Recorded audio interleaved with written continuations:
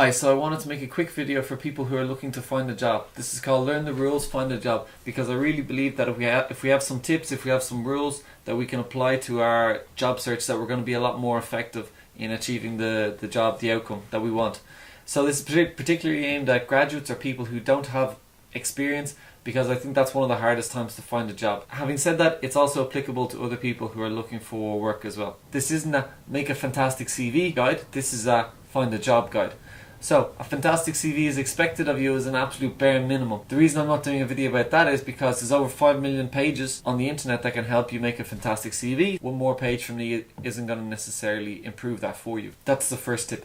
Tip number 2 is to realize that you already have a job. Your job is to find a job. So I suggest that you start at 9 o'clock in the morning, you take 1 hour for lunch, and you finish at 5 o'clock.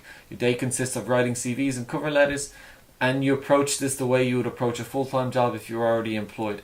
This involves going out and meeting people, going to networking events, cold calling to companies if you have to, and writing specific emails and cover letters to those companies after doing research on the company. Consider yourself a researcher and a salesperson. At this stage, that's effectively what you are. Okay, so there are some fantastic recruitment websites out there, so I suggest that you make full use of them. Research every company that you apply for and show them how you're really interested in working for them. But when talking about that, it's important that we remember to adjust the strategy if it's not working. That's part of any job. Contact employers directly if the recruitment websites are not working. Use their own business website, or use LinkedIn. Or you can go onto particular employers' pages and see what vacancies that they may have. Even if there are no jobs available, you can still get in contact with them and they know about you for future vacancies. Tip number 5, go to networking events and talk to people. So often I see people going to network events, walking around the room and then walking straight out. Introduce yourself, present yourself well in appearance, in your tone of voice, in your body language, in your posture. Show an interest in what they do, because that's what they want. They don't want you to just think that you're going to go in and get a job and then you're going to go. They want you to be genuinely interested in working for them,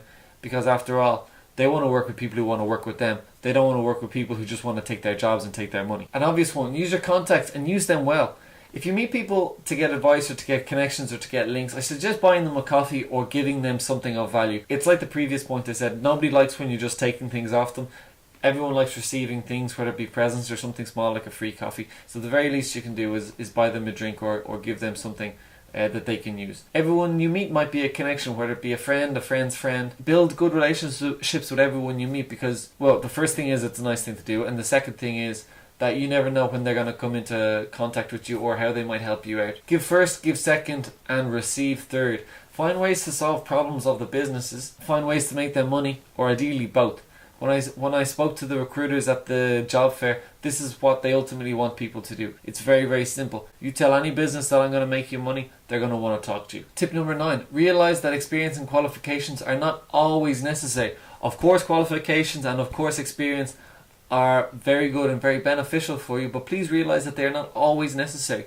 Some employers have told me firsthand that if they get somebody with a good attitude, a good personality, and a good work ethic, they can train everything else. Tip number 10, if at all possible, start working already. If you teach, start teaching. If you write, start writing. If you program, start programming. So often, so many people spend a lot of time waiting for somebody to give them a job on a plate, and then they say, once I have the job, I'll do the work.